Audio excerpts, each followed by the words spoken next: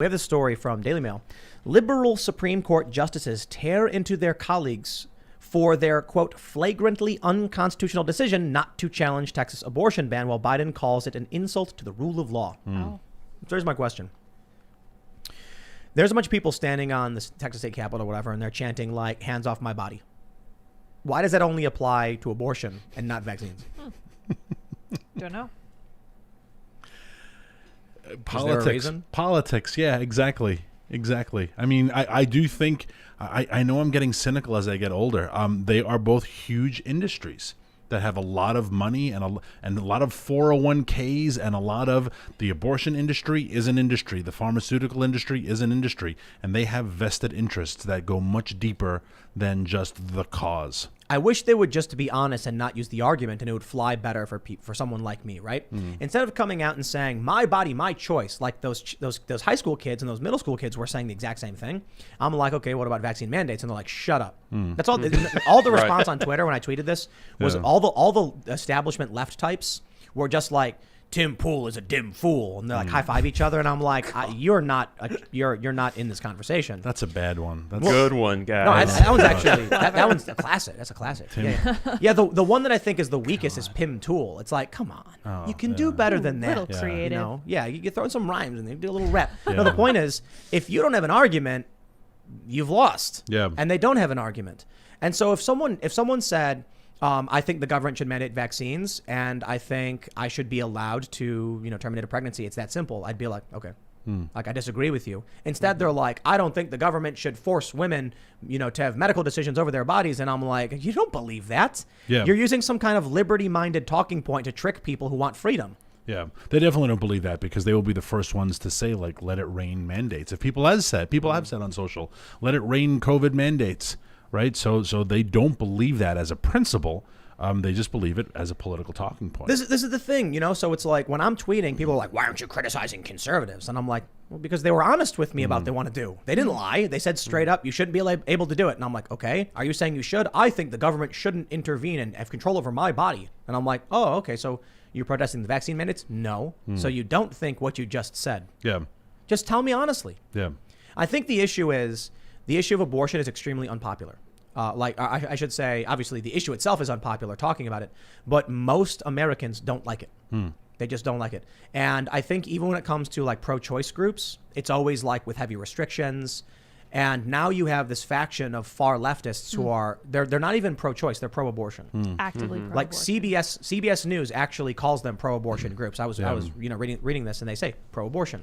I have a good friend from Ireland who told me, who knows American politics pretty well, and said the reason why it's never going to be resolved here is because, he said, in Ireland, in Catholic Ireland, gay marriage and abortion were decided by referendum.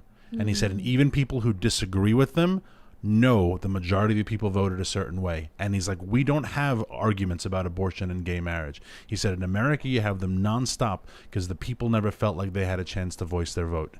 And I think there's a lot of truth to that. I mean, the abortion argument and even the marriage argument, no people ever got to just... Now, I think if you gave people the option to choose, I think marriage would pass pretty easily.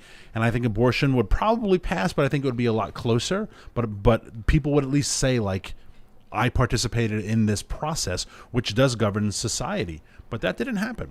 A court case happened, and now the 9 justices, heck, Elizabeth Warren was one of the most salient things that I even tweeted at her when she said that we need to codify Roe into law to stop this from happening. I'm like, so you're admitting it wasn't a law? Yeah. And if it's not a law, then the people whose duly elected legislators represent them in the Congress, they never participated in the process, and that's thoroughly un-American that these 9 justices are deciding something this consequential. It happens very often. All the time. Nonstop. Right. Nonstop. That's why the left that's why everyone loves the courts, but that's why the left really loves the courts, because they never have the political will to move these agendas forward, so they have to do them through the courts. When it came to the eviction moratorium, the Supreme Court was like, oh, don't look at us, that's Congress. Yeah. But many other issues, they're like, yes. It wasn't even Congress, it was the CDC. Then all of a sudden you're like, I don't know, the CDC. They said that Congress has to They have codify. to yeah, exactly. But even suddenly the CDC director gets to make rent You know, I saw you tweeting about that when you were like, this is my parents' retirement. Yeah, it is. You know? Yeah, it is. And people are ranting against landlords when the issue is nothing to do with landlords. It has to do with people who took that money from the COVID relief funds and spent it on other stuff or saved it instead of paying their rent with it. Your parents are rich fat cats. Yeah, I who guess are just so. sitting on all these properties and So tell me about that. Jeez. Florida Senate says legislature ready to replicate Texas abortion bill.